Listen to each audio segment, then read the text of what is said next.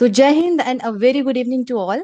I, Dr. Manupriya, on behalf of Ajay Kumar Garg Institute of Management, welcomes you all to second day of this 5 days faculty development program on case writing and publication, turning records into powerful teaching tools. We intend to differentiate case-based teaching from traditional teaching, and we are emphasizing the academy and industry need for collaborating a problem-solving approach. In continuation of what discussed by Mr. D.D. Mishra sir in the last session, the relevance of case study and how real situations can be converted into case documents and how important to collaborate academics expertise into solving this problem solving approach for a business. So writing case is a challenging task, but the learning outcomes that stem from their use can be rewarding. Definitely, cases put students and the facilitators in active learning mode. So we are here to talk more about business case studies, what they are, why business professionals use them, and how to write your own. And once you have got those basics downs, right? You covered, we let you to cover for next new steps that how to write a good case study. So before we start listening to our today's guest, I would like to request Professor Namita to introduce us with Professor Kaushik Bahaduri, sir.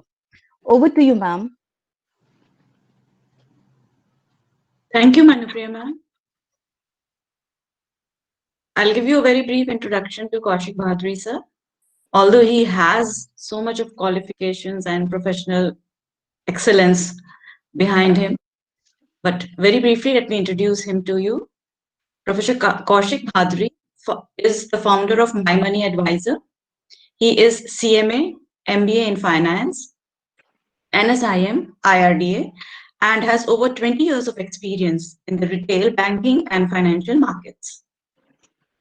Professor Bhadri is a visiting faculty in Banking and Wealth Management Studies at Ramanujan College, University of Delhi. He is also consultant to various MBA colleges and NCR for BFSI studies. He is a speaker and mentor at the orientation programs for many BFSI colleges. He is also a speaker with FM radio channels and a columnist with newspaper on investor, education, and finance planning. He is a mentor on financial management for senior citizens for HelpAge India. Earlier in his banking career, spanning over 18 years, he has headed IndusInd Bank as Vice President, Retail Banking and Wealth Services. He was Assistant General Manager in Lakshmi Vilas Bank, editing credit marketing in the North India. He had also been a branch manager with ICICI Bank and HDFC Bank, heading large branches in Delhi. We welcome you, Kaushik sir, and I would now like you to take over the session. Rahul sir, can you stop sharing the slide so that Kaushik sir can start? Yes, ma'am.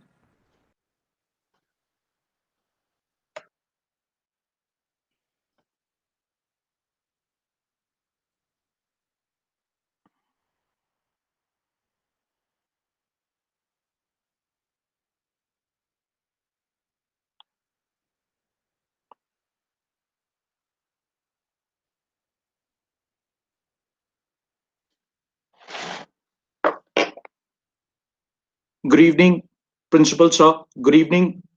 Am I audible to all? Is my voice clear? Yes, sir. Hello? Yes, sir. Yeah, Yes. fine. Good evening, Principal Sir. Good evening, Namita Madam. Good evening, my colleagues from the teaching fraternity. Good evening, all distinguished audiences. I am honored to be given an opportunity by AKGIM to present my case studies on industry, education, and role of case studies in education. How we as a teacher can be using case studies in our teaching to aid or bridge the education with the industry need, the need for our students. Today, I shall take this session as an entrepreneur who hires students, young talent from institutes and also as a faculty who future readies our students to the industry need. I will try to pace this session into two parts, where in the first part, I will take up the case studies. I will take up how case studies can be changing the dynamics of teaching for a MBA college, or I'll call it a senior education, and typically the need of the industry. I will try to discuss a few case studies relevant from my experience as an entrepreneur. I will take up one case study where a teacher, or how I had faced a kind of a problem, which was while I was a branch manager of a bank in New Delhi. I will be presenting these two cases, and I will be trying to find out how solutions can be there and what will be the learning of those two case studies. So we will pace it into two parts. First part, as I said, will be about what I speak about the case studies, how we go about doing it, how the industry is expecting us as a teachers to be taking these things to the students, how we as a teacher is supposed to be writing the case studies, what are the things we need to be incorporating in our case studies so that the students are able to understand these things, and they become the case studies things for all in the industry. In my final part, I will be taking up a question and answer. I'll try to take up, if allowed, I will be taking a question and answer session, whereby you as the teachers, as the faculty, and as the member of the guest and in the panel could be asking any questions you feel like about the industry, about something about teaching which we will like to be incorporating, and typically together we will experience and share a lot of knowledge. So allow me to start with the presentation, please.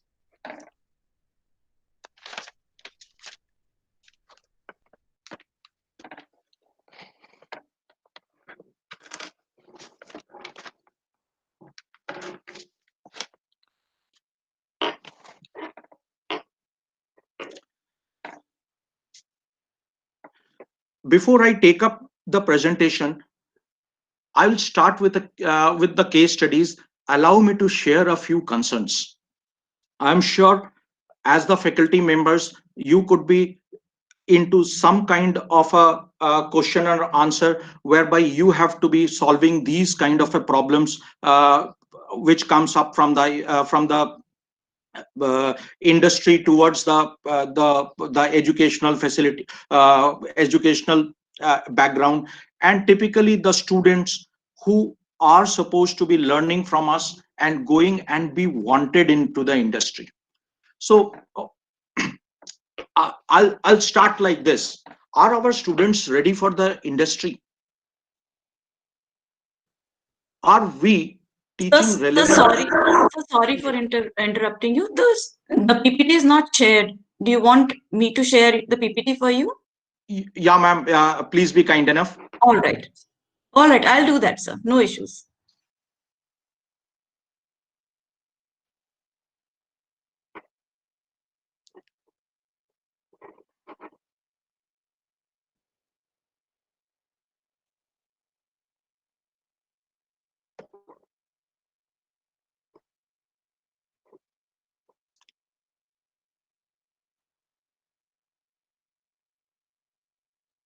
I hope it is visible. Yeah, it's visible. Right. So will I be able to shift the slides? So you just tell me, I'll shift it. Next slide. Okay, let's go to the second slide, ma'am. Yeah. So before we start this case study, I want to share a few concerns of the industry. Now, the students are here. They have been studying with us at the highest level of education before they enter into the industry. Are my students ready for the industry? You know, this is a question which definitely keeps coming from many industry leaders. Are our students good enough? They are good enough. Are they industry ready? Now, what do we call about industry ready? That means, are we lacking in the education? I'm sure we're not. I'm sure the education part, we are among the best in the world. We teach the best of the course. Then what are those skills which the industry is looking upon from us? So in today, I will be highlighting on these things. We need to be teaching something which is relevant in the industry. Many a times I have found, while I employ a few people from the industry, I find that I will have to tell them to first unlearn, learn and relearn before you take up the new jobs.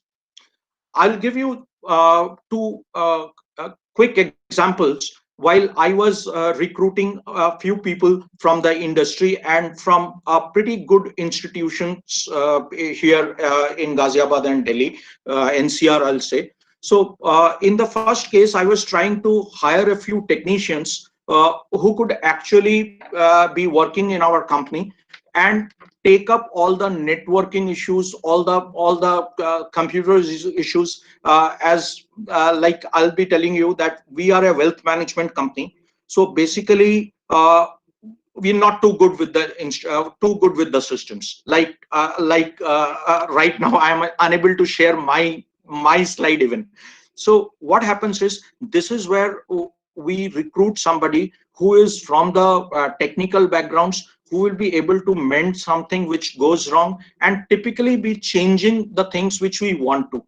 So we were trying to hire a guy for this job. He came in, did all things right and clear till the time my partner asked him to open his laptop, and he just handed over the tools to this young boy who was a networking person. And unfortunately, this young boy, he couldn't open a laptop. Now, that is what the industry, there is a difference. There is a connect issues between the industry and somebody where he has got his qualifications from. He was too good to speak to. He knew all the networking things, whatever we wanted him, whatever we were asking him. Unfortunately, the minute we gave him that laptop to open this laptop, this boy was unable to do this. I'll give you another one example. Now, this time, we were trying to hire a person who would go into the research side in our wealth management system. Now, typically, this is a difficult work, research, needing all the hard work, all kind of data analysis, data studying, and finally giving the report. Giving the report isn't enough. So you have to convince the customer the report you have made today is going to be a relevant one sometime later on. And at that point of time, if that report don't match with the which what has happened actually, that means you are off the target. And typically in our industry, in the wealth management side, some kind of things of the target is acceptable now, because market is not in our control. But going hayward is certainly not acceptable. So this young girl, we were trying to hire her in her early 20s. She was a rank holder from a very big institute here in NCR. She came and she showed surprisingly very high skills in the Excel, very high ability to comprehend data, and we wanted to hire her. So we offered her a salary, and after some time, she decided that she does not want to work with us. We increased the amount. We increased the amount for her. Because my team wanted to hire her. She was really good with the data analysis, with all the things which we wanted typically to look into a customer's portfolio. And yet, after increasing, she didn't join us.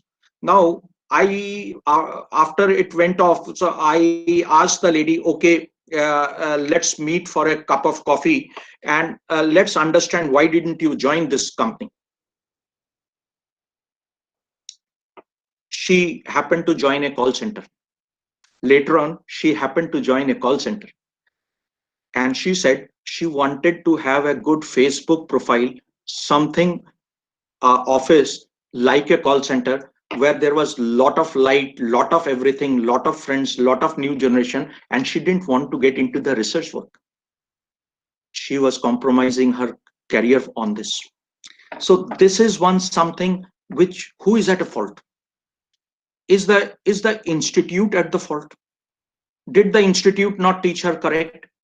I think the institute was perfectly fine. They had given her the education which was required to crack that interview at the first point. They had done everything.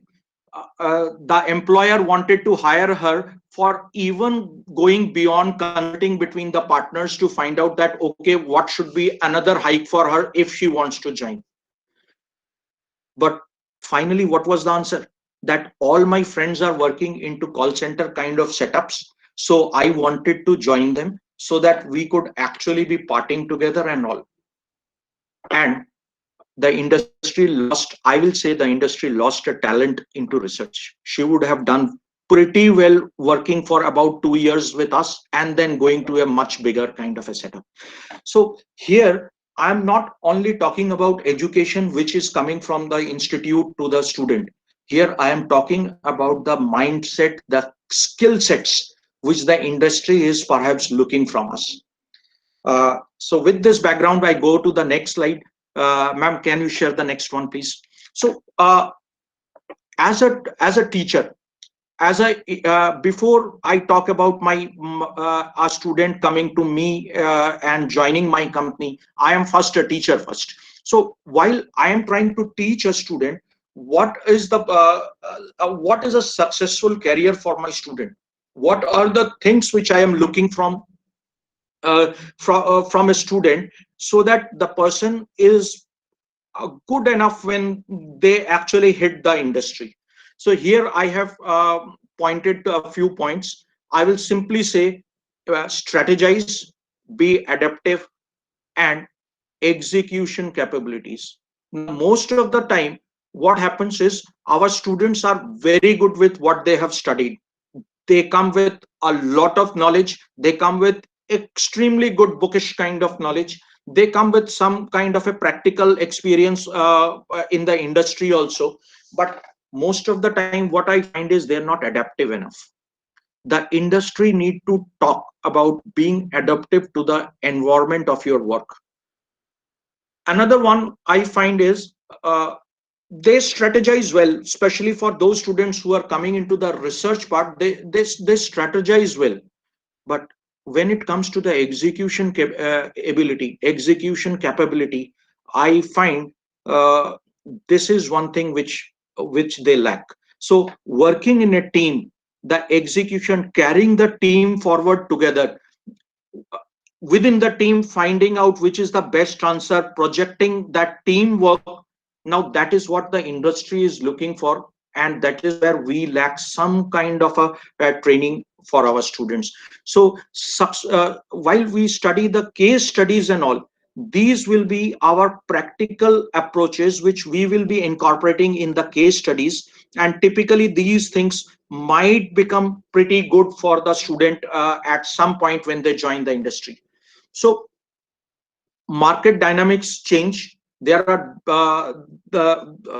now 30 years from 1990, when we are rather right now we are into the second stage of our economic liberalization. The first stage was when we came out of our colleges and joined the industry, when Indian economy was opening up. Now we will see the second stage about 25 years after the first one started in about 1995. So here the student is not only required to be doing what is required. What is required now, the machines are going to do those things. So we need students who are able to think out of the box and find a solution to the problem. What is now in the industry, what is thinking out of the box? See, most of the time I find when my students or when my MPs, they go and speak to a customer, they do all the things right. they have done a risk analysis for the customer, and the risk analysis finds the customer is good enough and happy with the 8.5% of a return on his portfolios. Yet the student or the new recruit, he starts thinking that getting a 12-13% for a customer will actually be very good for that person. No, the customer is requesting you to have a 8.5%. So you should be making your plan for 8.5 and never make a plan for 12.5. Now that is where the things go wrong. The institutes, from where they have studied, the organizations where they have come up, they are teaching them that how to make a 12.5, but they are not teaching them how to make a 8.5.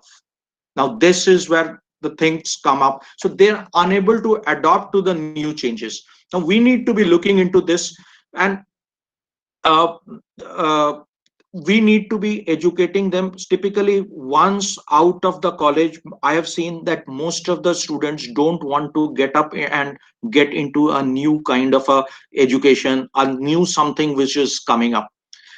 This is going to create a serious problem, that after some time these boys become redundant in the industry, because they were too qualified at the first stage, but for the second stage leap, they've not adopted to the new changes, they have not upgraded their education. So constantly investing in knowledge is one point which is very important. uh, Business goals and have a strategy to achieve them. These students need to first of all think about what is their goal, and then they need to be strategizing on this thing. Adaptive is what I have told, and keep experimenting is one thing. uh, our older people, we always had this ye nahi to wo. Now the boys generally in this time, I find that students lacking on this ye nahi to wo nahi hai.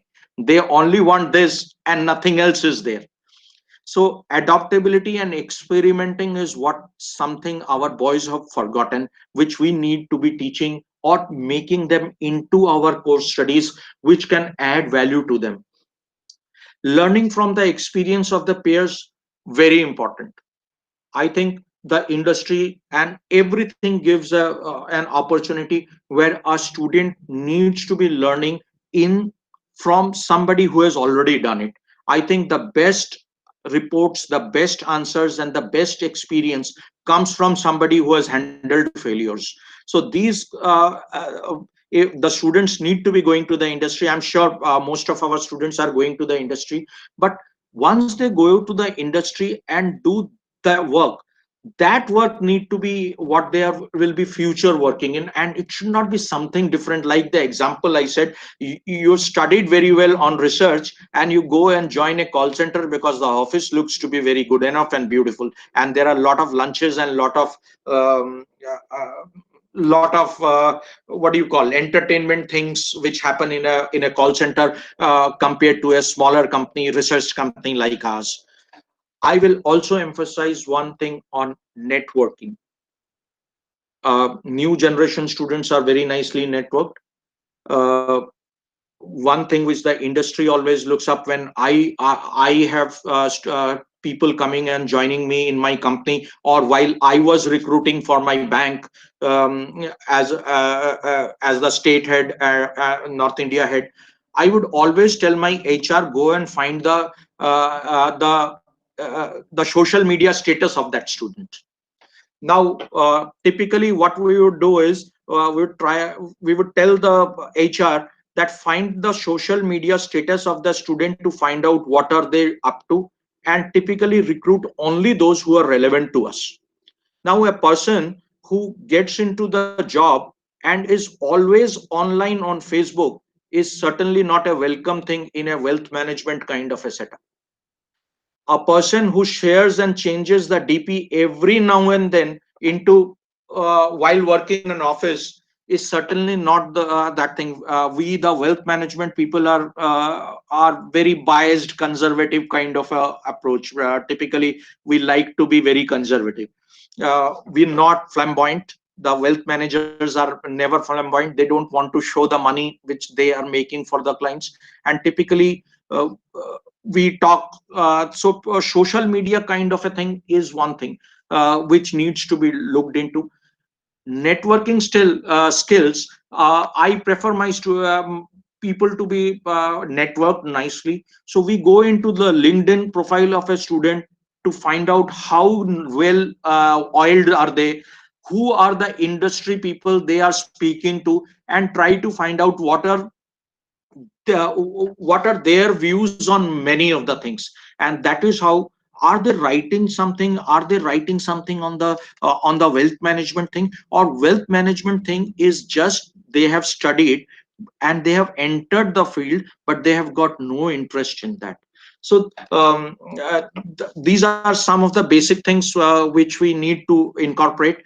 Some of the things which, if told to the students at a college level, they make a very good learner, and typically they come into the industry with um, a lot of extra skills that the industry is looking into.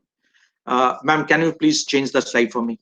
So I just compiled all those things to find out what is the BFSI looking from our new recruits.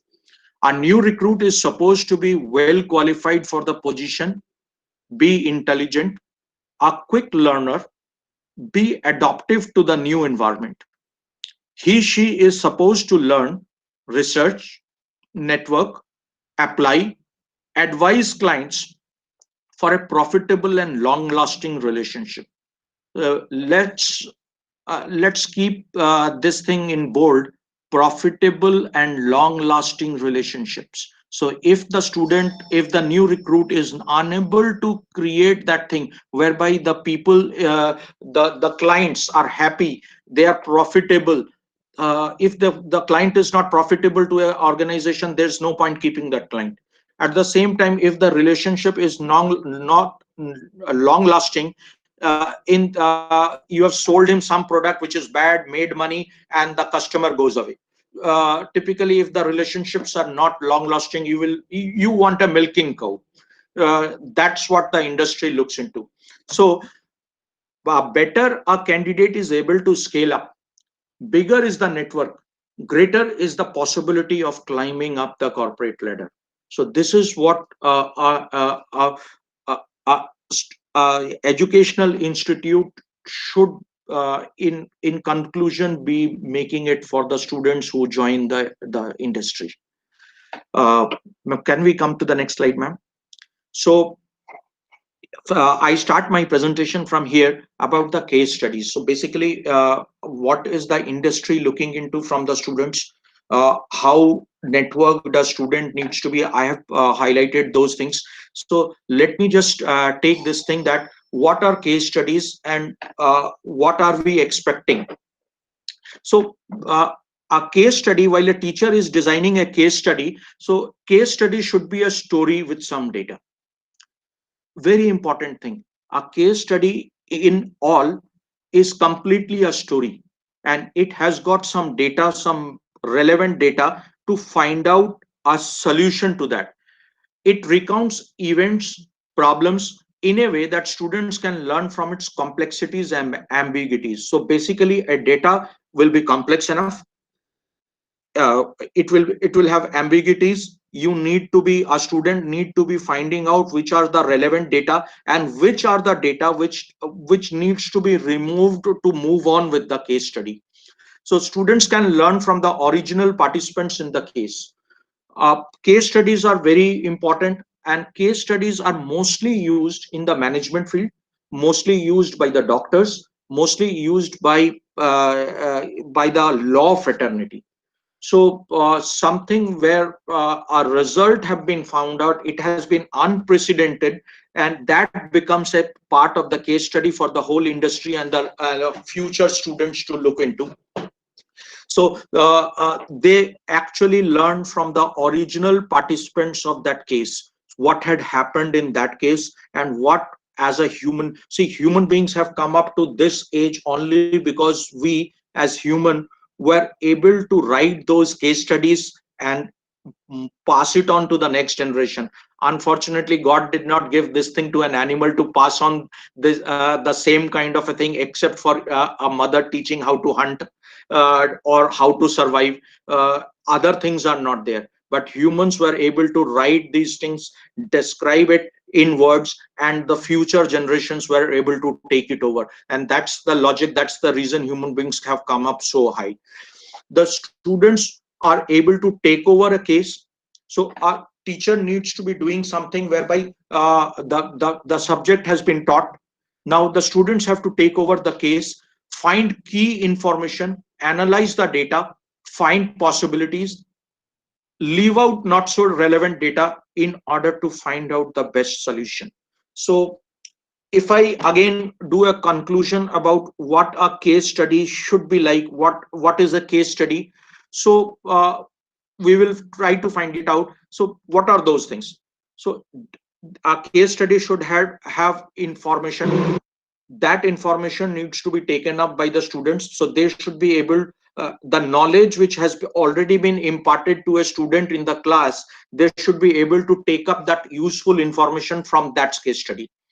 They should be able to identify the parameters and the parameters beyond which a student cannot be going. So a case study should have should actually be saying what is your parameter, and a student should be experimenting all within that, but beyond that is not allowed. So this is typically it happens when it comes to a medical field. They are allowed to use their intelligence but not play with the life of the patient who is on the table. Similar thing with the advocates. They take up a case study, they are able to find it out what are the logics in the case, but they are not going beyond what is available, those things. So they cannot cook up a story to present it to the judge. In our wealth management field, I am talking again about you have done the risk analysis. At the risk analysis says the customer is very happy with an 8.5. Are we trying to sell him a 12% product? So parameters. So this is one thing the case study should be talking about, which is your parameter and beyond which one should not venture out. They should find out what are the possible solutions to all the angles. They should find out the strategies and ideas for action. Leave out whatever things which is not required. Find out nicely about what is the data available, and those data which are the relevant one, compile the relevant data to form an opinion, and finally make a decision or fix a problem. So this is what a case study should be doing. They should be able to make a decision and fix a problem. A case study which cannot fix a problem is not a good case study. A case study which is not able to make a student or a person attempting the case study to strategize, to look for action, that's not a good case study. So whatever we have studied, we need to be documenting those things. And while we write the case studies about the things we have studied, that documentation should actually carry these 5 points precisely, so that the students are able to attempt this. Writing a case study is sometimes difficult. We need to attempt it and flatten all the edges which is there. We with the second attempt, what we do is we try to pour in something more relevant, something better things, making it more complex. With time, more things are added up, more relevant things from the industry are added up, but ultimately the fundamentals, these 5 fundamentals remain the same in a case study. Namita ma'am, can we go to the next slide, please? Yeah. So developing a case study, aligning case study with the course syllabus. A case study should be extensively used in education as a teaching tool. Normal things. The students learn better using a real life example. So this is something general, not need to be talked about much. A case study is effective way to learn, analyze, choose possibilities, come to a better solution, and write a conclusion. Now this becomes a very important thing. The last part. A case study is effective way to learn. Fair enough. Now, what is learn? Learn means analyze, choose possibilities out of the things available in front of us, come to a better solution. Now, here also it does not end until and unless we are able to write a conclusion correctly. Many a times what happens is the conclusion written better, our students is ranked higher. So this happens in the industry also. If one is able to present the case to the customer, to anybody in a much better position, much better way, I think that solution gets picked up. So what should a lecturer attempt to achieve from a case study? Again, the same thing, detailed understanding of the subject. So the teacher has already talked about the subject. This subject needs to be changed into a case study. So detailed understanding of the subject. That means a student should be able to understand what all things the subject is trying to cover. Data analysis. Without data, there is no case study. So data always does not always mean numbers. It sometimes means some facts and figures. I am not very confident about teachers or some. I'm not a specialist into language or any something into the arts field. So in my case, data is a very important thing. We are the wealth management people, so we do a research on data, and typically some data which is managed very well. Uh, uh, Analytical analysis. Analytical analysis very important. So student is able to do some kind of an analysis. This analysis the data which has been already presented, so they are able to find out the meaning of that data. Data without an analysis is just few numbers. Data with all the analysis start presenting a beautiful story. So a student should be able to do a nice analysis, writing a presentation. As I said earlier, writing a presentation very important, and a final conclusion. Assignment and homework for these type of studies usually require the students to answer about a possible solution to a problem. So as I said, every case study should actually be pointing out towards a problem, and the students should be able to attempt that problem with and finding out a solution. Many a times in my class, I try to divide the students into a few groups. In my case studies, I throw open a challenge to them, and the data is presented to different type of different groups in the same class, and typically all answers are right answers. Typically when we are doing wealth management for a customer, all answers are right answer, until and unless somebody is really going hayward and finding out something very different. All answers are right answer, but the answers which have been picked up with the right kind of a data and right kind of a conclusion is the best answer. So the students who do a fantastically good networking, student who picks up the data well, they are the winners. And teachers in this case need to be stand sidelined.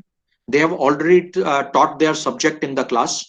Detailed subjects they have already told, so they should prepare the data. And while the students are attempting these case studies, the teacher should be a mute spectator. I think teacher should be a mute spectator at that point of time.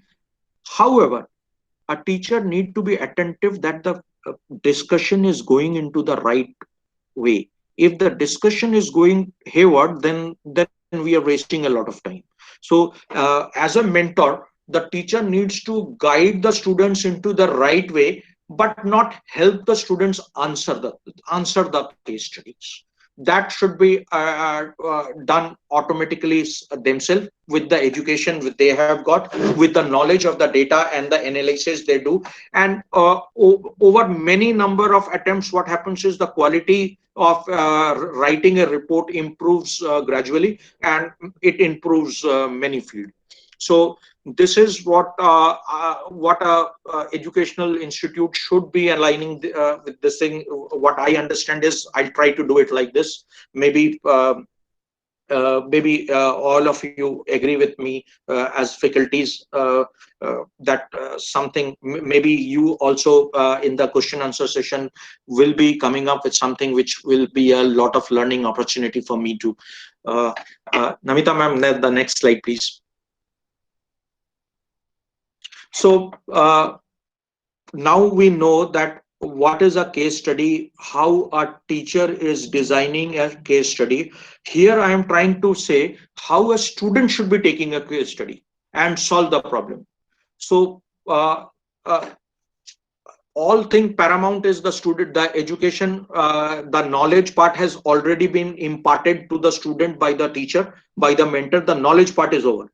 So now is the case study part where the person has got good ability, knowledge, and now we are trying to find out the solution. So thoroughly read the case study and formulate their own opinion. So every case study needs to be read twice, thrice to find out a story which is going on in this case study. And they should form their own opinion.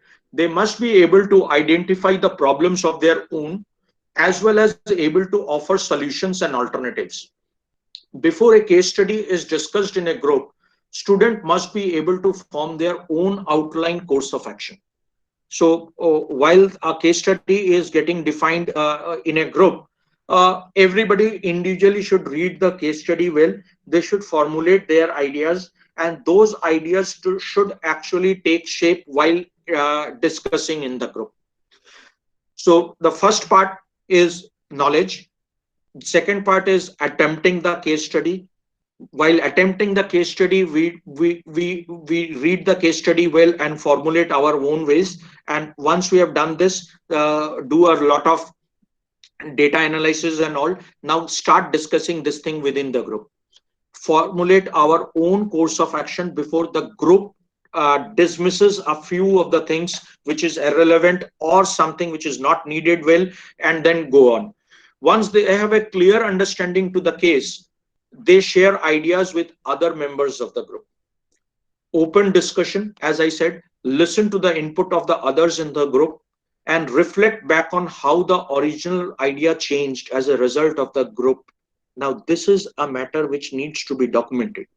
How we started in one point and we end up going into something different because the group has got some group leaders, they have got somebody who is come up with something very different. The discussion only takes into a different shape. Mentor's role comes here very important. They should not be they should help the team stay within the parameters of that case study, not let it go run hayward to different directions, which becomes irrelevant because there are 4 leaders in that group. So idea is to find solution to complex problems with data research analysis. So I will always be talking about data research and analysis into all the presentations and all the things which I say, taking cues from the previous experiences. So that means we need to find out what was the last time solution to this kind of a problem, and taking an expert's opinion to find out, because the markets will be dynamic. So every time our um, our response to a problem might not be same, because the problem every time is going to be of different magnitude. So is going to be our solution to that problem. So here, and taking an expert's view is important. And finally, doing a presentation. This is what the students need to take the case study like. Namita ma'am, the next slide, please. So teaching method in a case study. as I highlighted that what is a case study and how a teacher needs to be incorporating, here I will be talking about how the professors have got different ways of doing a case study. So the first way is to uh, adjure it to a normal lectures. A lecture might discuss a certain facet of business. The case study can be used to back up information learned from the lecture. So basically, a teacher who has gone to the class, told about the subject, completed all the discussions, and then put the students into a case study which is relevant to whatever studies they have done. So that this case study can be used as a backup to the information which is learned by the lecture. This type of case study does not require large case studies, can get by using experts and extractions. The benefits of this method are that only needs little preparation. It's a great way to introduce the case study to the classroom. So generally this type of case studies are not very relevant these days. It is simple case study that a small problem has been discussed. The lectures have been discussed. On that, some examples have been created. On some case studies have been short case studies have been made without a lot of data and analysis that students are able to run this. It does not require a lot of preparation and something. The second way of case studies is a challenge. Now, this is where the analytical skills of the students need to be. And here is the point where we will have to find out the students who are those 90% and who are those between 80 and 90%. Now, this is where the industry is going to find some solutions. This is where the industry is going to test our boys. So, these kind of case studies require to formulate new strategies. Typical case study methods, students work together. In this kind of a thing, students work together, find solutions and conclusions, and allow the students to learn from each other. So this is the typically second type of teaching a case study, allowing the students to learn from each other. So giving the students a lot of time within themselves and how they can actually be comprehending and trying to find out a solution. Yeah. Can we come to the next one, please? So here is setting up a case study. So again, it's looking like a very similar thing, but setting a case study requires a few of the things which we need to identify and incorporate in our case study. So identify a problem to investigate. Now, this kind of a case studies are generally happens when we are talking about the industry and typically into the engineering field, into the medical lines, into the attorney side, law side, into the wealth management thing. So identify the problem to investigate. Now, as an example, I'll say that my student, my interns, they had done a good research on a customer, find it out that this customer risk profile is about 8.5% return. Now, the students who have done this wanted to give a fantastically good solution to that person. This person who was about 65, 70 years of age did not require the 12%. So the students went on to give this kind of a thing. So problem to investigate and find out the relevant data is very important. I will give you another one case study. This is another practical case study which I went through myself. A few years back, I was told that a brigadier wanted to invest about a brigadier in the Indian Army, retired brigadier in the Indian Army, wanted to invest about 1 crore rupees of his money into some investments. So he was looking for a financial advisor who could actually make money for him. So when I went to his home in Greater Noida, I was expecting a brigadier kind of a thing who would be about 65, 70. So when I went to him, he was older. One mistake which I did was when I spoke to him, I said, "Sir, at your age. And the gentleman corrected me saying, do you think I am old? And I had to tell him, no, not really. But he was 84. So, and he was telling me, do you think I am old? So anyway, the conversation started like this, with this 84-year-old gentleman who wanted to invest about 1 crore rupees into mutual funds. And I take this as a case study every time I speak about case studies to my students. Now, I had said, sir, at your age. That means I was trying to form an opinion without asking the customer that what is his opinion about the money he wanted to invest. I started with my opinion that at his age. And he countered me by saying, do you think I am old? The next point he said was he wanted to invest this money for about 40 years. I simply calculated 40 on 84 and found out 124 years. Additionally, I put my age and added 40 and said, I am not going to live. How is he going to live in any case?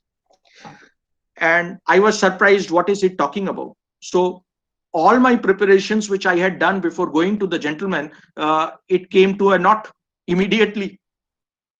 मैंने typically थोड़ा सा अपने आप को संभाला और friendly होने की कोशिश की, क्योंकि जब भी कभी अब दिक्कत होती है तो फ्रेंडली हो जाना ज्यादा अच्छा रहता है. So I did something like that, and then he said, I want to invest this money for 40 years for my grandchildren. For his grandchildren? And he said, yes, because I am already taken care of. My life is nearly over. My children are well settled in Europe and America. They don't need my money. And Government of India takes care of my pension. Government of India takes care of my medical bills. And we've got hardly anything much to do now.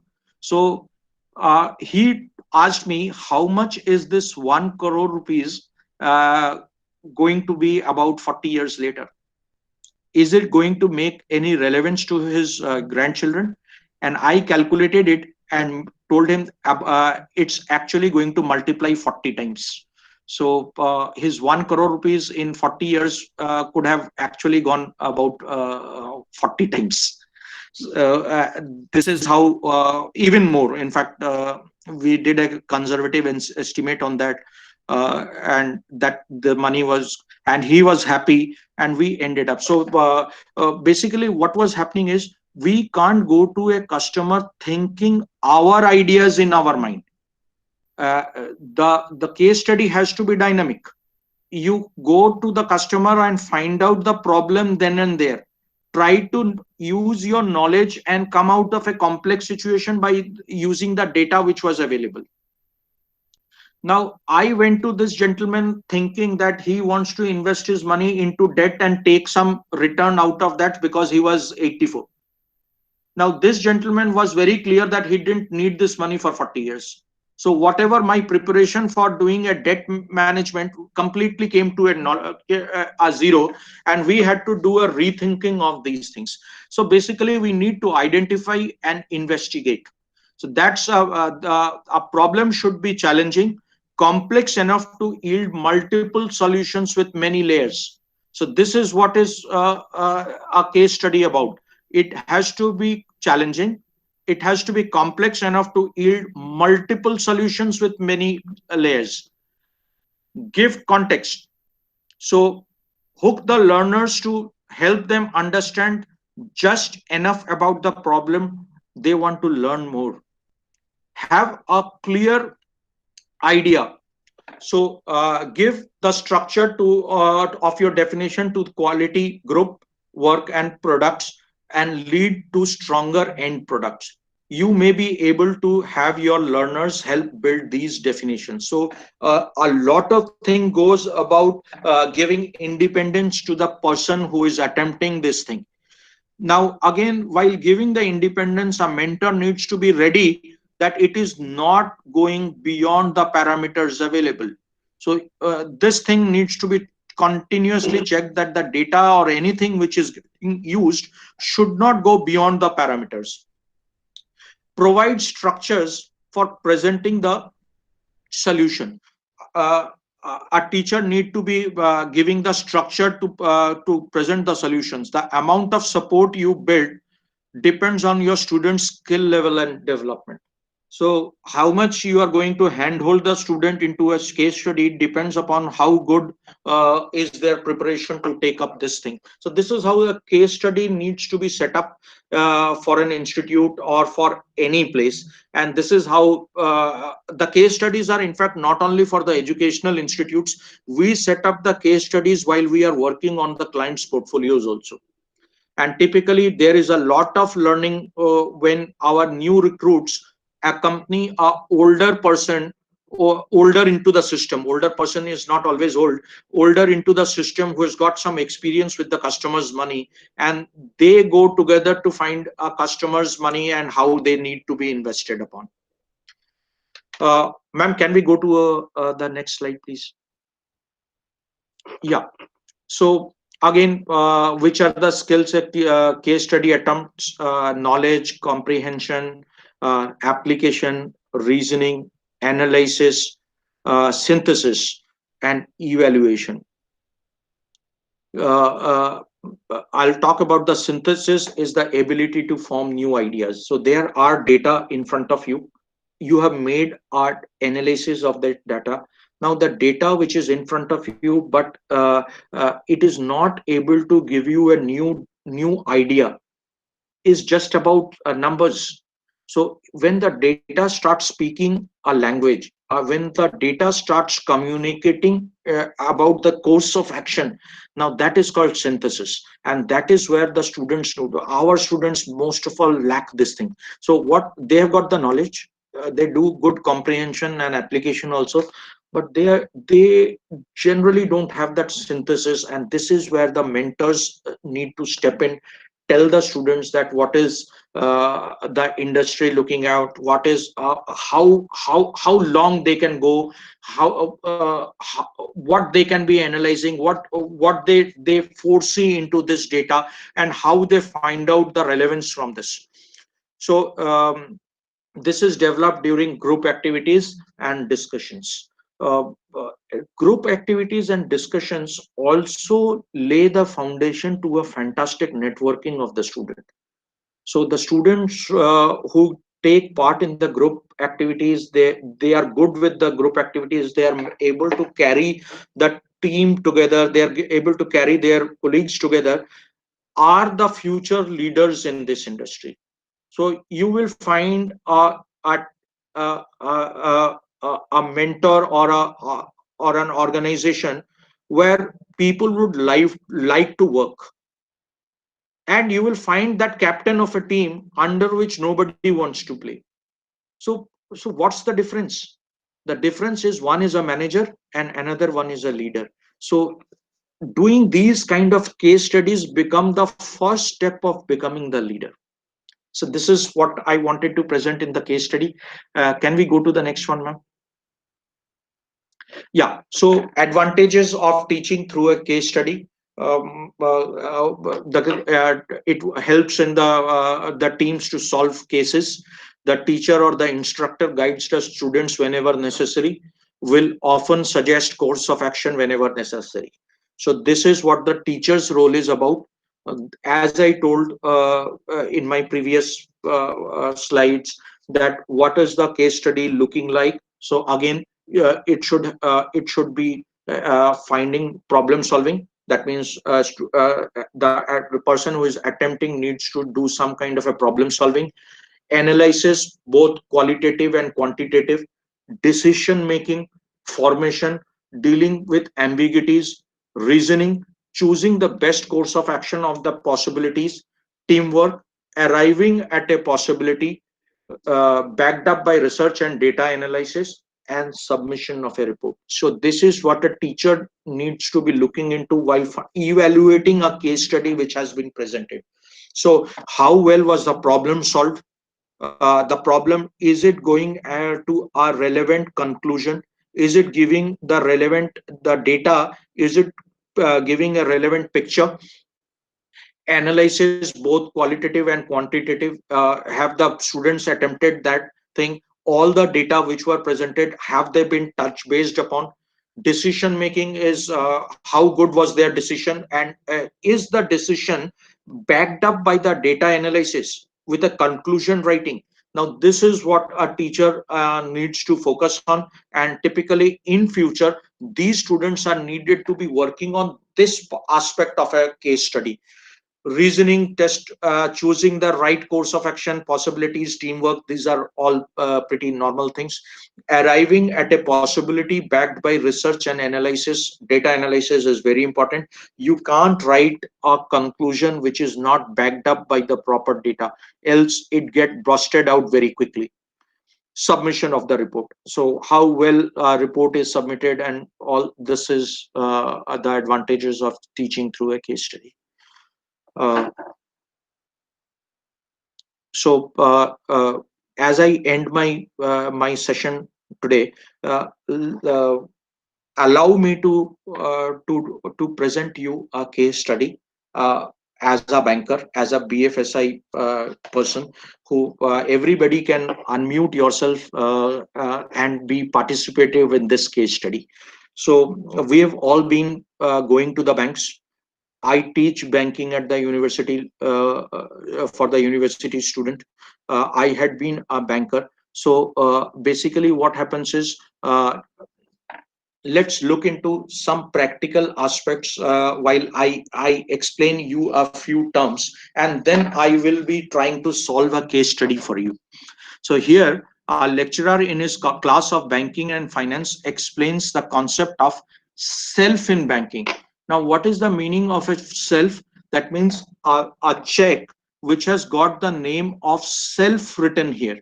This means that the person is personally present, or there is a bearer written here. So this is the concept which the banker teaches, or the teacher is taught. So self is a person who is individually available.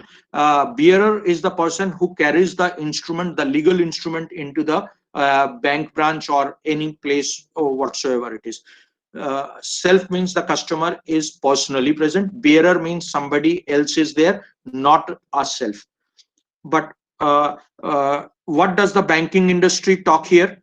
Unlike the college, the banking industry uses some languages which is very different. So while I was in HDFC Bank, I was told a bearer is always a bearer, so be it a dog. So that is how the industry talks. A bearer is always a bearer, be it a dog. So my professor who used to teach used to give this example. So a check is there in a with a dog, and on the collar of the dog there is a check, and the dog comes into the branch and hands over the check to the teller. Will the teller give the money? The answer is a bearer is a bearer and always give the money. So this is the concept of bearer and self. So you need not find it out who the bearer is. Nowadays the banks are into a lot of investigation, but the law, the banking is actually principles and practices of bank. So the principles of the bank says that a bearer is a bearer. Even if it is somebody whom you don't recognize, you have to part with the money if the signature tallies. But right now it has become a practice to find it out that the bearer and who is also the bearer, not required. Now, in my second point, I will talk about either and survivor. So there can be a joint account where both of the customers A and B need to be signing this check together, and the banker recognizes both the signatures and then parts with the money at the bank. Either and survivor is you pay to any of them or anyone who is live. Now, in my question, I will be asking, so Mr. A and B are husbands and wife, and there is a nominee in the bank. So Mr. A dies, and the nominee goes to the bank asking for money. Is the bank required to give because A is dead? No, in this case, because there is a survivor. So the nomination comes only after the second survivor is also there. Is no second survivor. Both the account holders are not there. Then the nominee comes. In a joint case, suddenly one is dead. Then the concept of nomination comes over. there is a joint case, one is dead, so now the other one becomes the legal entity holder. Now here these things need to be looked up into succession plans and all. So the bankers always try to avoid an account which is a joint account with both the signatures. So nominee concept, which I have told about, death without a nomination. Now what is the meaning of death without a nomination? Is a customer is there in the bank account, the person dies and there is no nomination, so who will get the money? The next problem is there is a will. So the person who has died has kept a will at the home and he's dead. So who will get the money? The nominee in a bank or the will holder who is having the will? And the will is talking only about one person in the family. The other person in the family challenges that will. So these are all the case studies which goes on into a bank, and the teacher is supposed to be drawing the case studies on this. Finally is the succession certificate, and succession certificate is something which the court orders. So where does the succession certificate lie?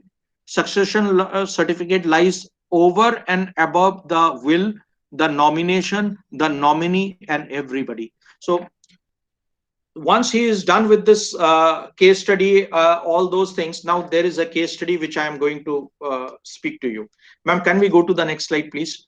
So I'll give you a case study here. The story is not written. I will present this case study. Let's try to find out the answer to this problem.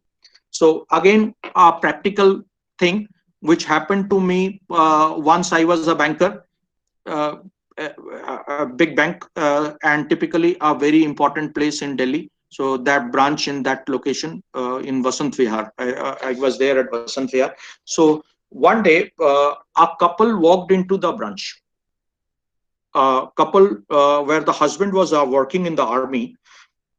The couple walked into the branch and sat in front of a PB sales. PB sales is personal banker sales. We call it PB sales in a bank. So they sat in front of the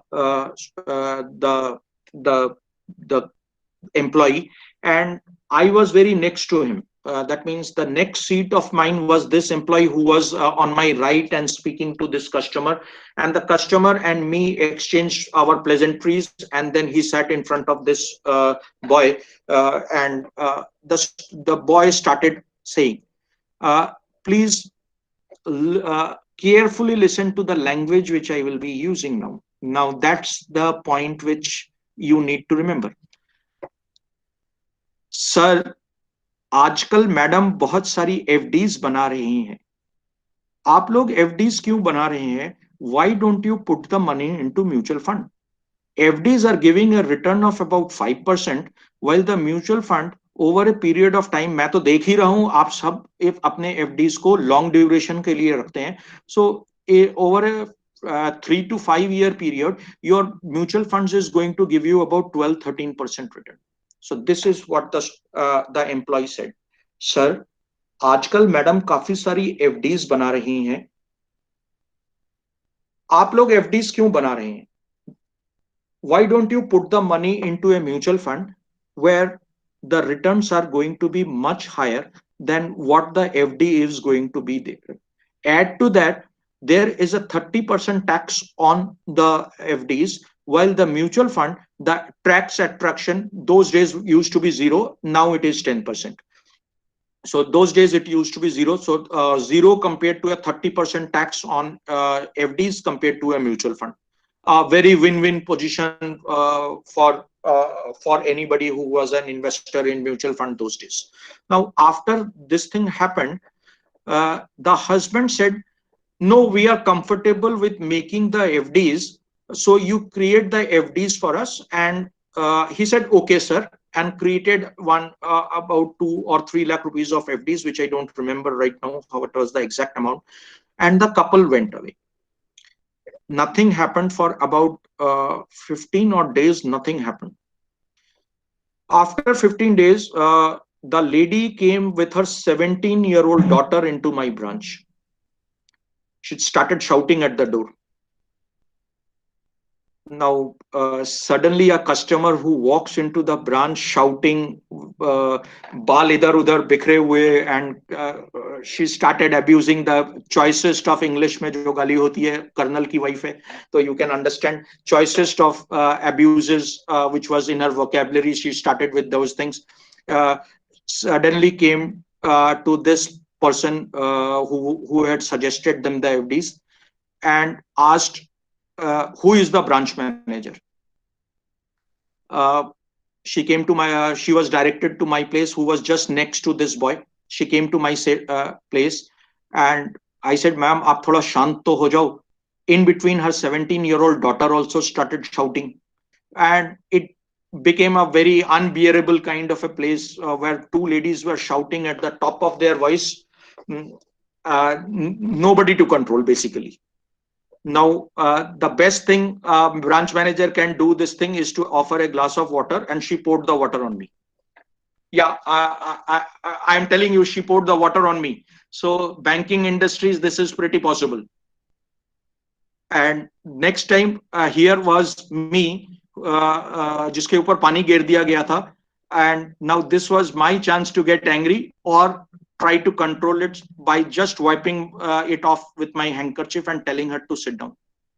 So I opted for the second one and told her, "Ma'am, if you shout anymore, I will now call the police."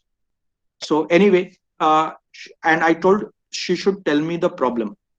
And they went on to say the husband has told her to take a divorce because of this problem. Husband has told them to take a divorce because of this problem. And why? Because we had told her, given them some suggestion.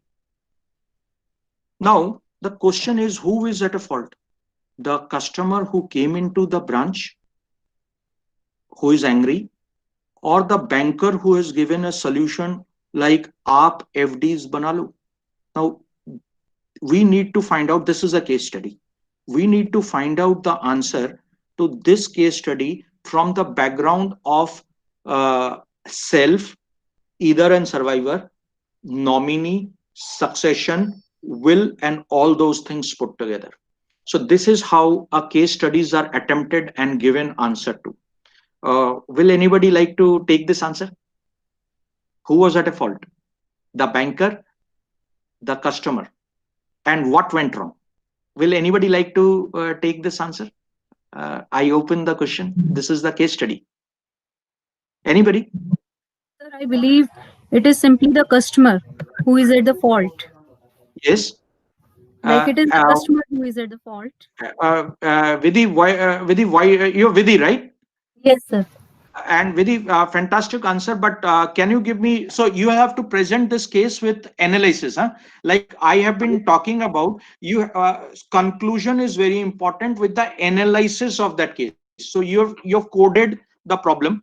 You have found out some solutions. You have maybe thought about it. And now you have to present this case with some kind of a data which was available in this story. Can you give me that, Bitte? Yeah. Anything? Every answer is the right answer. Don't worry. Don't worry. Every answer is the right answer. Yeah.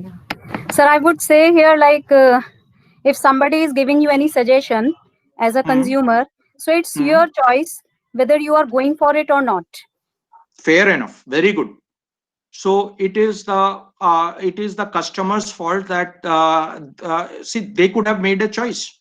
Anybody like else? Like you are mature enough, and like you can just understand it. A lot of the things are available in the market. So before any kind of an investment decision, one should think. So like one should take the decisions only after having the proper analysis from the data which is available in the market. So I believe Fair like enough. it was a customer fault. Thank you, sir. Yeah, thank you. Very nicely said. Anybody else who would like to take this? Anybody else who would like to take this? I open Mr. it. Kaushik, I'm Sanjay Kumar. Yes, please. See, one of the things the banker created, that your wife is putting a lot of funds in FD. So like I don't know. Basically, both were there. The word could have been, you people are putting a lot of money or something like that. That's So the I think, answer. no, I feel That's so. the answer. So you have cracked the answer. So Yeah, so the Sanjay, analysis you is this. See, yeah. you created a doubt. Agar both are there, you both are putting money. So your Mhm. wife is putting. It means the cheating or something like that. He pointed out. Mhm. That could be one of the reasons leading to that. Fantastic answer. So I think you have decoded this case study fantastically well. So what happened was there were two people who sat inside, came to the branch. So it Yeah, became a either and survivor kind of a place. yeah, While the gentleman was outside, the lady was making a lot of FDs in her own name.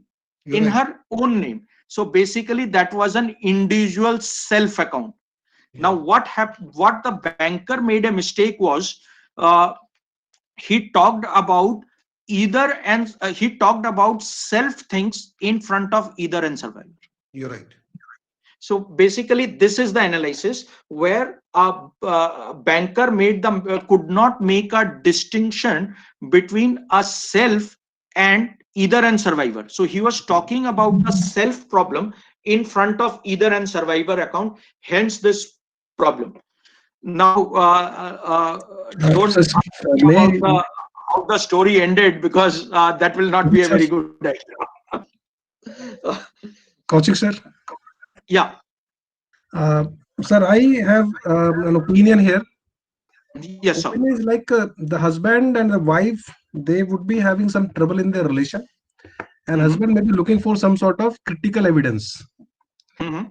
and that the thing that is a concrete evidence. Whatever Mhm. he had some sort of doubt, the Mhm. information from the bank unknowingly or knowingly disclosed to this fellow gentleman may Mhm. be proof in the law of court. So from that Mhm. perspective, the husband would be having doubts, Mhm. maybe Mhm. for a longer time, but he was not Okay. able to crack it. This time, Okay. through the bank, he got the evidences.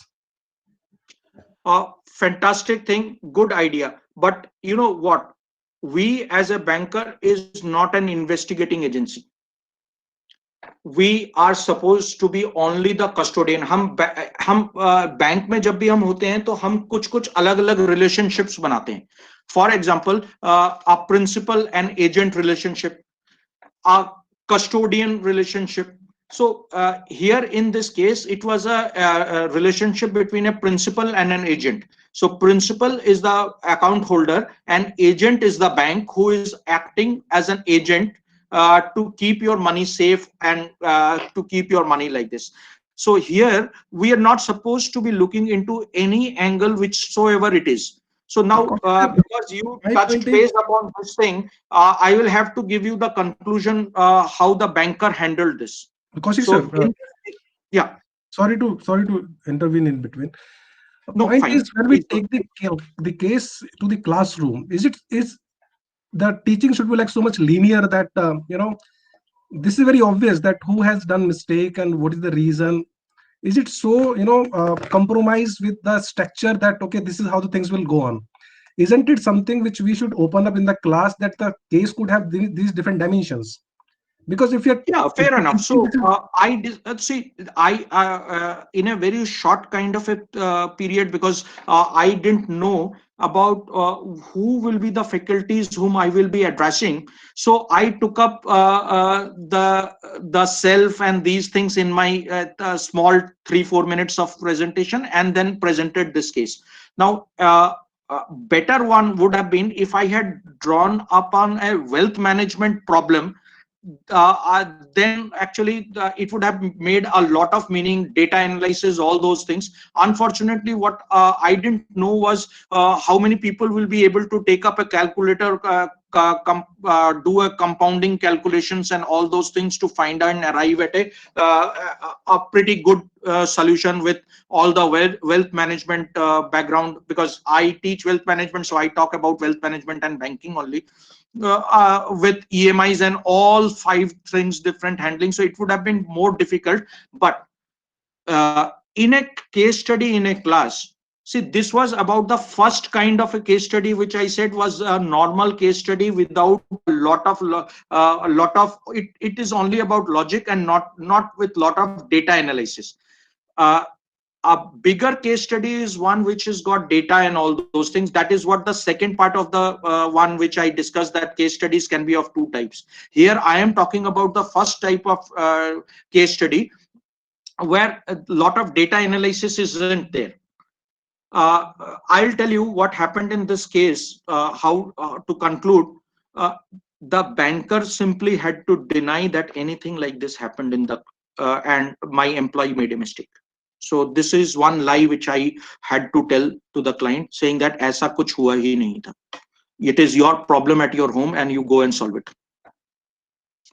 ऐसा कुछ हुआ नहीं था. You go to your home and solve your problem. Now, this is the practical answer how we deal with the customers when the practical things hit us. Isn't it, sir? We are teaching. Banker is always a good weather friend. Yeah. So is it the right way to present the solution? Right. There was no solution which was available. There was no solution. See, employee has made a mistake between either and survivor and self. That is beyond doubt. So you have cracked this thing very well, saying that either and survivor thing was actually spoken to a self account, or a self account thing was presented to a either and survivor thing. Now, what you are talking about as an investigation, I will change things a bit differently. So actually, I'm taking this. Let me complete it in 2 minutes. Let me complete it in 2 minutes.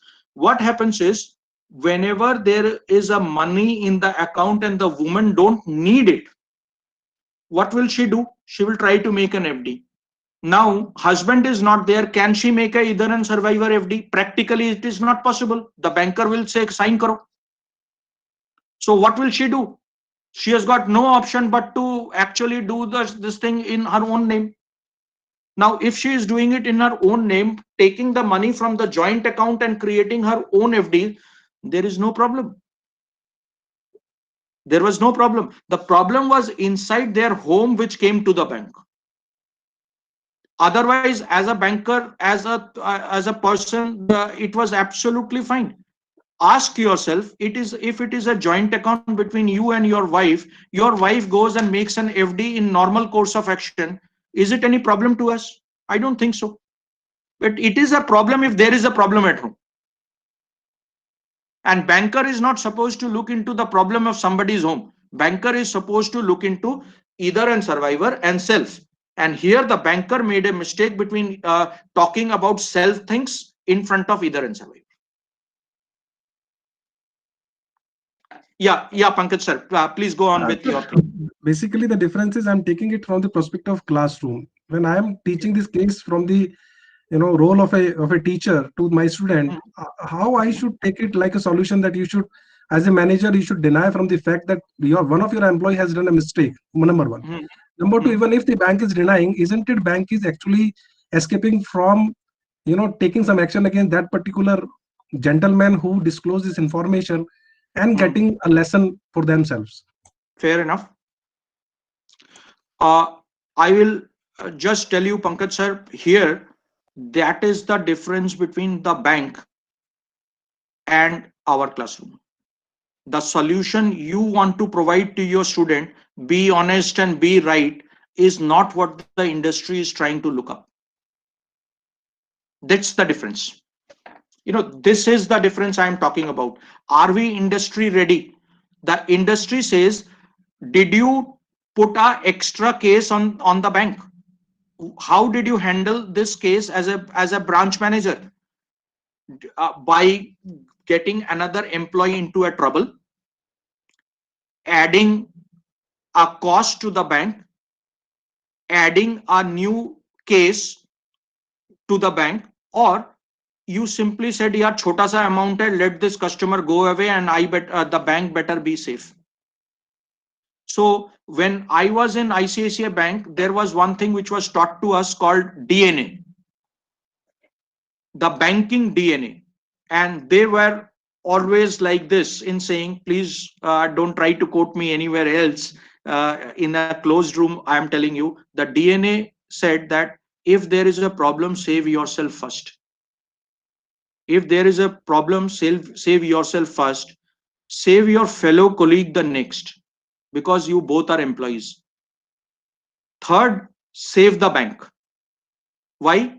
Because bank is a corporate, bank will try to find the own case, how to handle it. And finally, customer की कभी नहीं सुनी जाती. Customer is right every time. This is all in the advertisements only.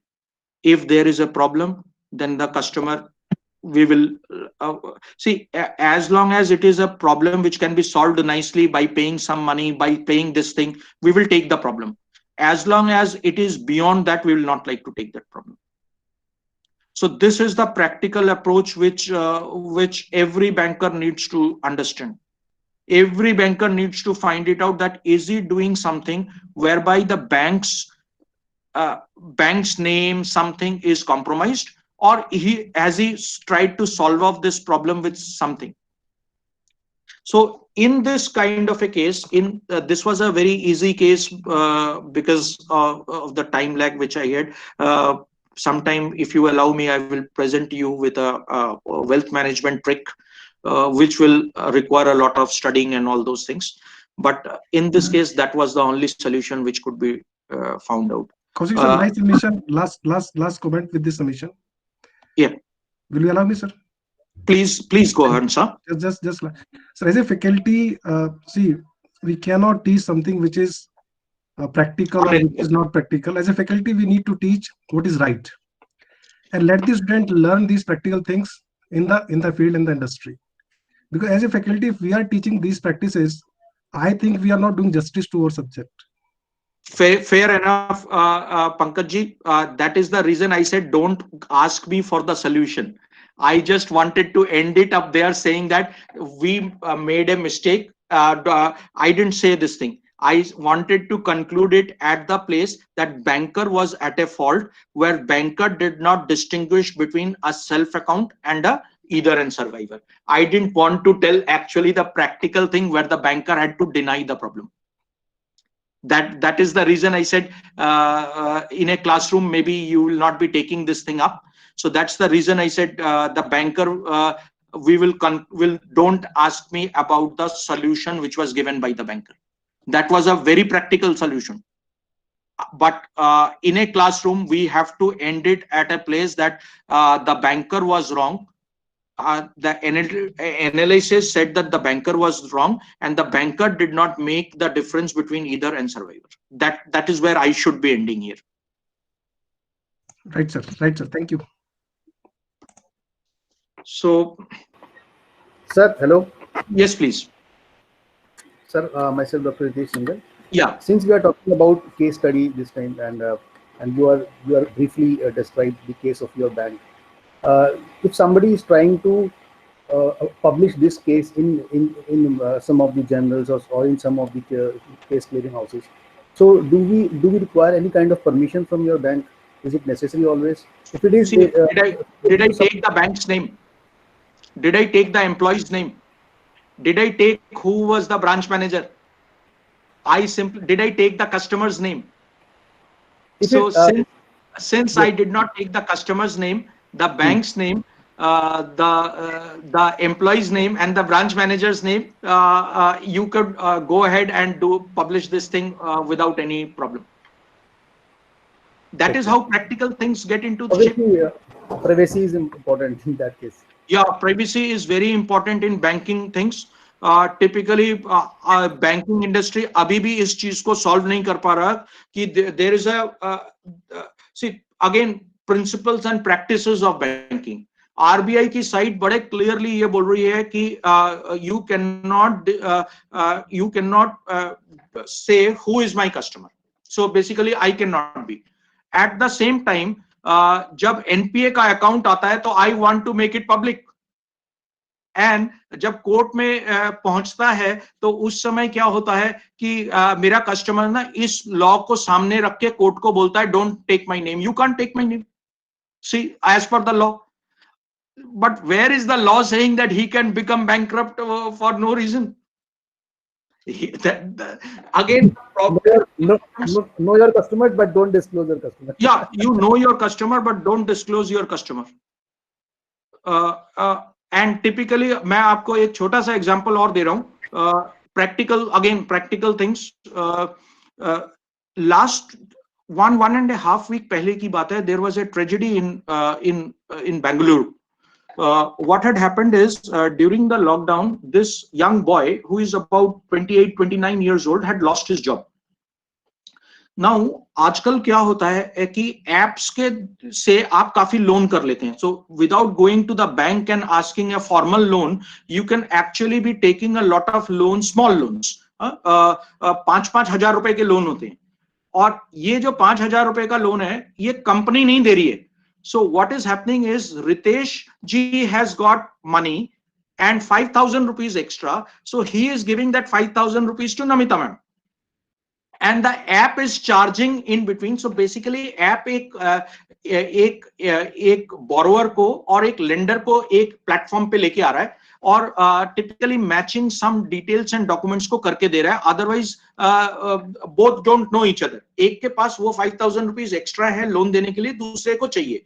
So the app is doing this. Now what happened is this boy, this unfortunate gentleman, he borrowed 555 करके कुछ amount which was equivalent to about 90,000, 1 lakh rupees. अब ये time से पैसे नहीं दे पा रहा था. आपको पता है कि this kind of a loan has got a lot of interest rates. और एक तो नौकरी भी चली गई और उसके बाद से उसको कुछ मिल भी नहीं रहा था. Now again इस apps की एक और प्रॉब्लम है. आप जब इस ऐप के अंदर काम करते हैं तो आप अलाउ करते हैं ऑल माई कॉन्टैक्ट्स को आपने क्लिक किया होता है. एंड व्हाट हैपेंड वाज इसका यूज करते हुए इन्होंने ऑल द कॉन्टैक्ट्स को ये बताना शुरू किया, mister X has taken a loan and not returning to all the contact of that person. And this kept happening, and it would come in the WhatsApp of all the people known to this gentleman that इसने loan लिया हुआ है और ये पैसे नहीं दे रहा. This person had nothing else but to commit suicide after some time. Now an investigation is going on into this case to find out who is at fault. See, these apps does not require the RBI license to do a business like this. However, RBI licences में ये बड़ा practically लिखा हुआ है कि आप किसी के लोन के बारे में किसी और को नहीं दे सकते. सो प्रैक्टिकली बहुत डिफरेंट होता है. आपको मैं बताऊं, जब हम लोन रिकवर करने के लिए जाते हैं तो हम लोग ना स्पेशल काइंड ऑफ शर्ट पहन के जाते हैं जिसके ऊपर लोन रिकवरी लिखा होता है. ऑरेंज कलर का शर्ट होता है, उसके ऊपर लोन रिकवरी लिखा होता है. अब आप मुझे मेरे शर्ट पहनने से तो मना नहीं कर सकते.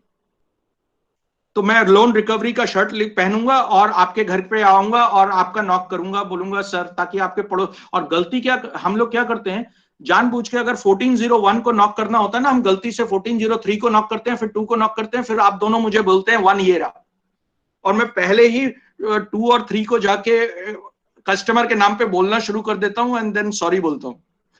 This is practical banking.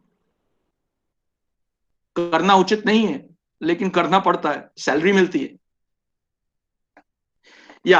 So I conclude my presentation here with our education and teachers need to be industry ready. As I said, practically many things are different from what we study in the classroom. I agree with Pankaj ji that something has to be left for the students to learn while they go into the industry. I agree with him. And industry आपको सिर्फ mindset ready करने को बोल रहा है, वो पढ़ाने को नहीं बोल रहा. वो आपका माइंडसेट रेडी करने को बोल रहा है कि ऐसी सॉल्यूशंस होंगे तो आप कहीं घबरा के भाग मत जाना, आपको सॉल्यूशन देने पड़ेंगे. Teachers need to set up more case studies then only relying on bookish materials, which I think everybody is doing, so no problem. While the case studies are set up, it should be based on practical problems of actual life. Doctors अगर practical problem of actual life नहीं करेंगे तो कोई काम नहीं होगा. तो इसी तरह से लॉ, इसी तरह से म्यूचुअल फंड्स, इसी तरह से हमारा वेल्थ मैनेजमेंट, बैंकिंग, अगर प्रैक्टिकल प्रॉब्लम्स पे सॉल्व नहीं करेगा तो नहीं होगा. Writing a case study is the bridge of knowledge with practical handling of the occasion. So case study is the bridge between knowledge and practical handling of a problem. A good case study should test the following skills in a student: knowledge, analytical analysis, reasoning, writing a presentation, and networking. So this is what we want to, I wanted to speak. And thank you very much, ma'am. Thank you very much, principal sir. And thank you very much, all my fellow colleagues. You have been wonderful. You've given me a lot of hearing. I wonder, was this presentation any relevance to you or not? I'm not very sure. But that is how, that was the best I could do for all of you in this class. Thank you very much, sir. Any questions if you want to ask me? I think I've done with my presentation. Like, sir, I have one question. If you permit Yes, me, ma'am. I want to ask that. Like Yes, in ma'am. our law subject, we used to teach the students various maxims. And out Yes. of that, there is one maxim that is caveat emptor. Let the Okay. buyer be aware. So can we Okay. use these kind of the maxims while we are solving these cases? Absolutely.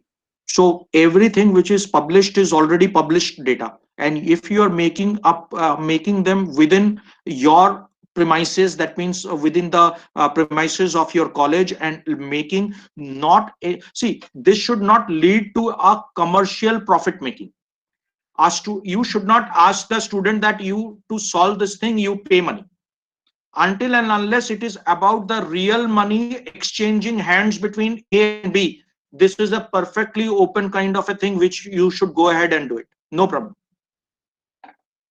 No And problem. it is giving a solution also in some ethical sense. Like if we are guiding the Absolutely. students So, with that. and especially मैं आप लोगों को ये request भी करूंगा, आप लोग बड़े टीचर्स हैं, मैं तो देखिए I am a default teacher. I am an entrepreneur first and a default teacher. So what happens is, मैं आप लोगों को ये बोलूंगा कि कॉलेज के दौरान बच्चों को जितनी गलती हो सके वो करवाइए, जितनी गलती हो सके करवाइए, and I think that is the best answer. जो स्टूडेंट जितनी गलती करता है वो उतनी ज्यादा सीखता है. So let them come to a wild conclusion and don't get angry over the students. Let them find out whatever similarity they find.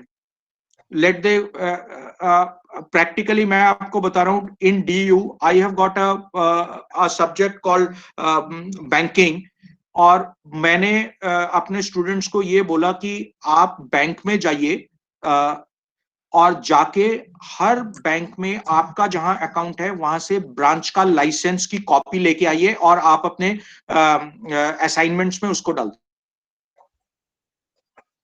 दीजिए. Because I was talking about the licenses required for a branch, for a bank to set up a branch. फिर हमने RBI के site पे जाके licences की सारी चीजें पढ़ी. I made aware the students about their right as a consumer or the customer of that branch to ask a branch manager about the licenses in the branch, which any customer can go in and ask. But what was the practical answer? The practical answer was, my students went to the bank branch, and 50% of the positions the branch manager said ये तो सिर्फ auditor को दिखाने के लिए होता है.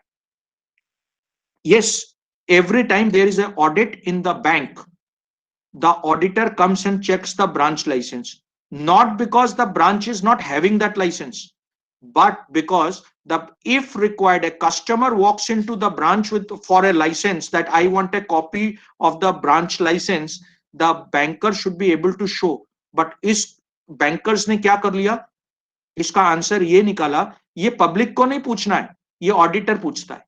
सो आप कैसे पूछ सकते हैं? So now what was the practical solution I had to give my students? First of all, I told them that, see, you are a student, you are a student, and you have to go there not as a person who is going to investigate. You are going there to find out a solution.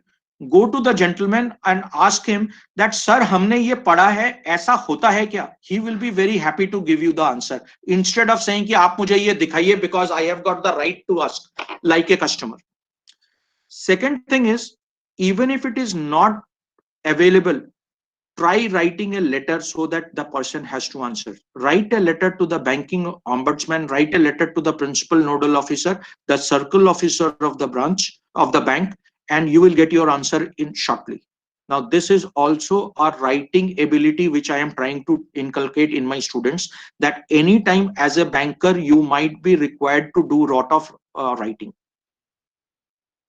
So practical banking थोड़ा सा अलग होता है. Class room में तो teacher ये बोलता ही है कि a dog comes into the branch with the bearer check, so will you give the money or not? Banking में ऐसे चलता है. शायद हम क्लासरूम में ये नहीं पढ़ा पाएंगे. Yeah. Sir, if you allow me, can I ask you something? Yeah, please go ahead, ma'am. Sir, you just talked about the banking ombudsman department. Sir, but do you think, I'm just asking you for my information since you are from the banking industry. So do you think banking ombudsman department, does this really works, or does this really helps people in sorting out some queries?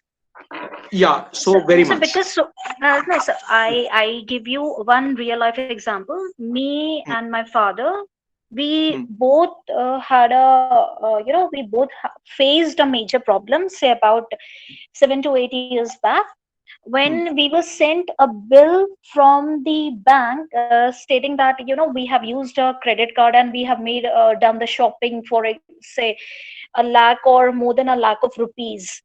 And then we straight away went to the bank. Then bank said that no, so we have sent a bill because it is because of so whatever the reasons they have given.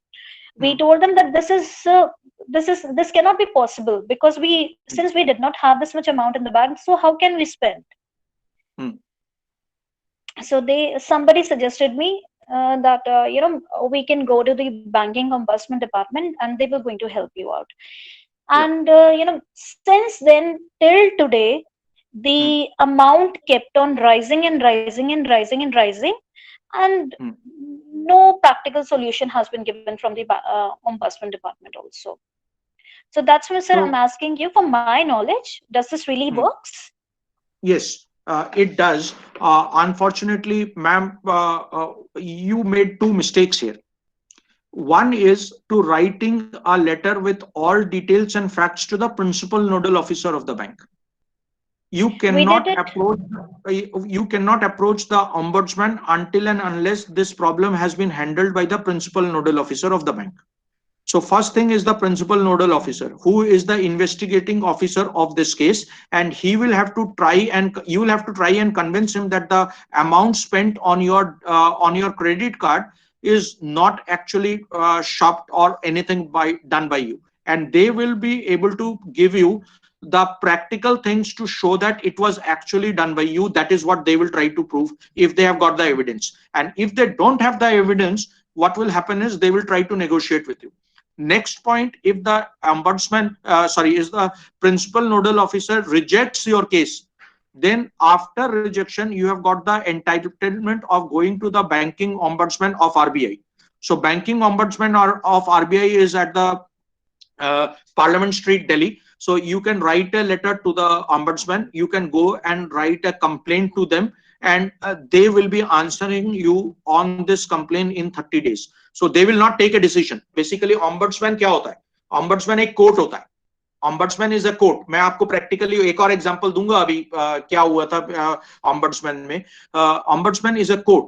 इस court में क्या होता है कि court सबसे पहले क्या करता है? कोर्ट सबसे पहले जिसके अगेंस्ट में कंप्लेन गई होती है, यानी you have written a complain against the bank, तो कंप्लेनेंट के नाम पे बैंक को एक वो किया जाता है कि there is a complain which has come to your thing, you investigate and let me know. Now what happens is, if the banker gives a solution to this after RBI has intervened, तो RBI का जो ombudsman department है ये दोनों को call करता है ombudsman में. और दोनों अपनी पैरवी खुद करते हैं. So you don't need a lawyer there to actually fight your own case. You need to tell about the facts and figures, and the banker will be talking about his facts and figures. The ombudsman will decide who is right. तो दोनों को ना वो before arriving at a judgment वो दोनों को बोलता है, खुद उठ के चले जाते हैं और बोलते हैं 10 मिनट का टाइम देता हूं आप लोगों को, कोई सोल्यूशन पे आ जाओ, वरना मैं आपको सोल्यूशन दूंगा, दोनों को एक्सेप्टेबल करना पड़ेगा.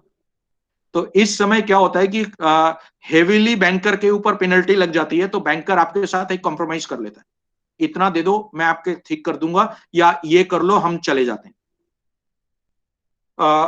ये सोल्यूशन है. और अगर आप ऑम्बड्समैन से नाखुश हैं, then you can again approach our normal court which is bigger than the ombudsman court. So solutions काफी सारे हैं.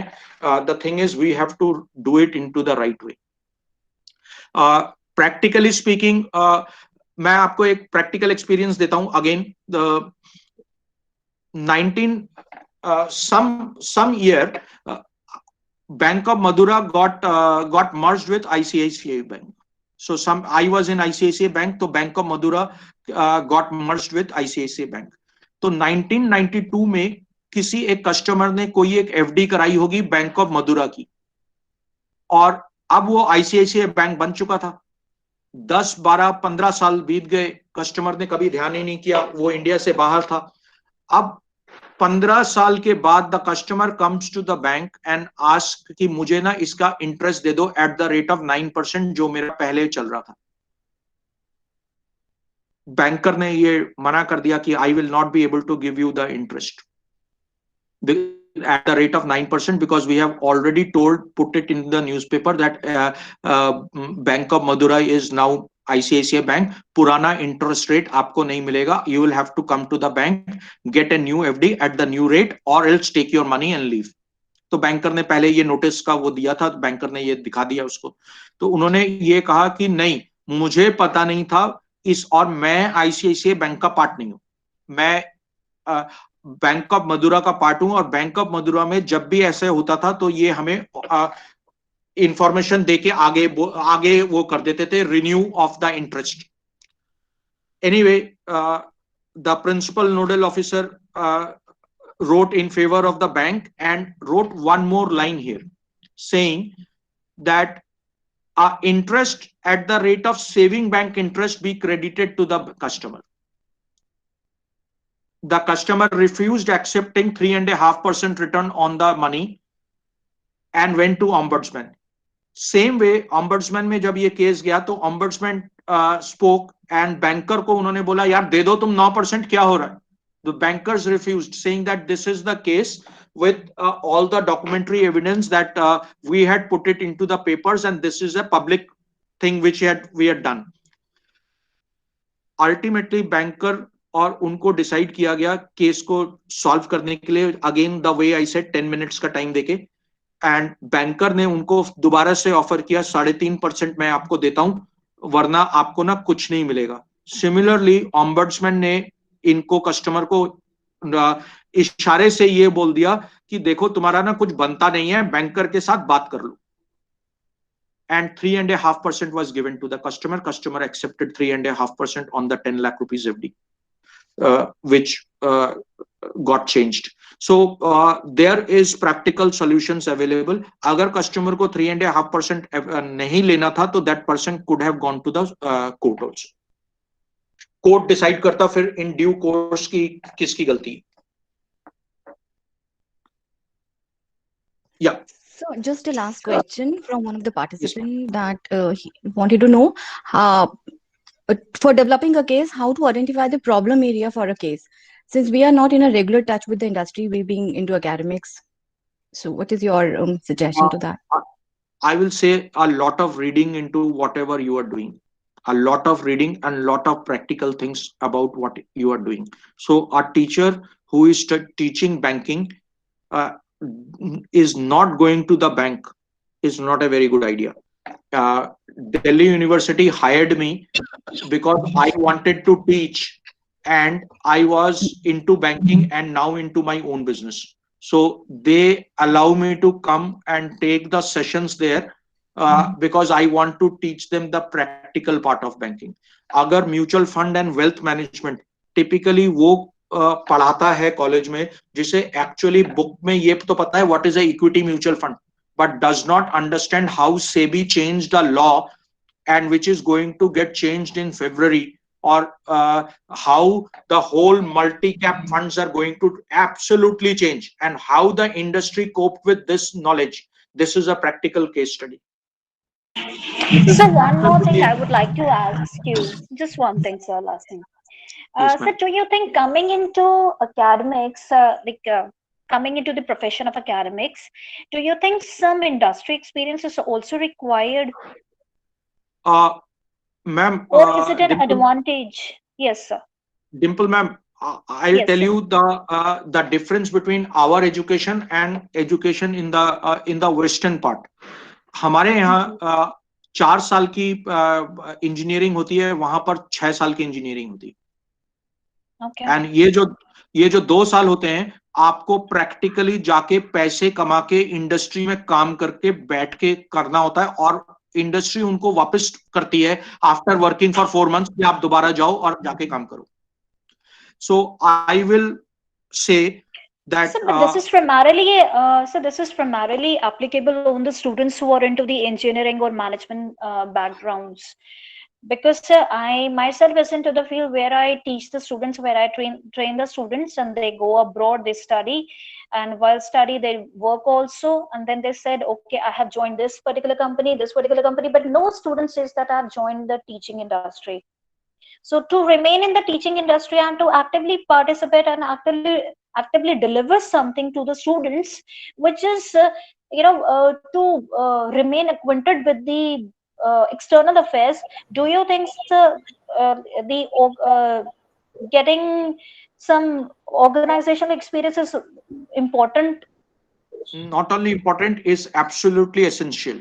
और टिपिकली मैं आपको बता रहा हूँ, इंडिया में रिसर्च एंड डेवलपमेंट में पैसा लोग खर्च नहीं करते हैं, और अमेरिका में True. और बाकी जगहों पे रिसर्च एंड डेवलपमेंट पे इतना पैसा कहाँ खर्चा जाता है? यूनिवर्सिटी में.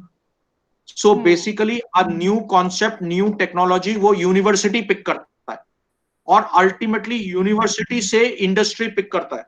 I'll give you और इसका फायदा यूनिवर्सिटी को मिलता है. I'll tell you, in 2014 New York City decided that they will be going with 65% of their taxis, 65% of the taxis running in New York City to be going electric or any kind of a conventional energy by year 2023. And the year where they decided this as a policy was 2014. 2014, they decided 65% of the cabs in New York City will be going like this. So the universities took upon the study, and there was a lot of fund available, plus all new car companies who had to sell their into taxis, all the taxi companies, they had to change 65% of their fleets. So they started paying the university the research and development. And I am telling you, New York City is very close to getting into that. और typically ये जो research and analysis है, ये universities के professors करते हैं, और उनके नीचे मेंटरशिप में स्टूडेंट्स काम करते हैं. आप डॉक्टर अमर्त्य सेन को देखिए ना, he is a teacher getting a Nobel prize, working with the industry. आप रघुराम राजन को देखिए ना, he is a teacher. He came and became the central bank governor and gone back to his teaching again. So, and while he is teaching their economics, the students are studying and doing their PhDs under him, and typically they are taking up the world economy as their subject and studying. And ultimately industry उनको इसमें वो करता है. So मुझे ये लगता है कि practically हमारे में. So sorry to intervene you. We are being called to end the session. Yeah, please. Yeah, thank you so much. Thanks for your time. It was a wonderful time being here. Sorry, except thoda सा हो गया, but it's a really wonderful session, sir. It's really a wonderful session. Thank you you. so You very can much. approach me. My phone numbers are there, ma'am. Anybody who wants to take any guidance about the banking or the wealth Right. management, want to know something about it, I am always welcome with all kind of study materials or anything whatsoever you want me to share with you. Thank you, sir. Right, Very sir. much. Thanks. Sir, thank you so very much for such a thought-provoking and a well-presented session. I hope participants found this session very fascinating and insightful. And we definitely received some tool that we will be implementing while we are taking some subjects or any topic in the class, and we will be in touch with you. So before ending the session, I would like to request one of our faculty member, Dr. Saju Pandita ma'am, to honor the guest by presenting the e-memento. Please, ma'am. Thank you, Manupriya ma'am. Thank you, sir, for the wonderful session we had. Thank you so much. Just a token of appreciation from our side, sir. Oh, thank you so much, ma'am. This welcome. is really a matter of pride for me. I will keep this as a memento in my office also. Thank you so much. Welcome, sir. Thank you. Sir.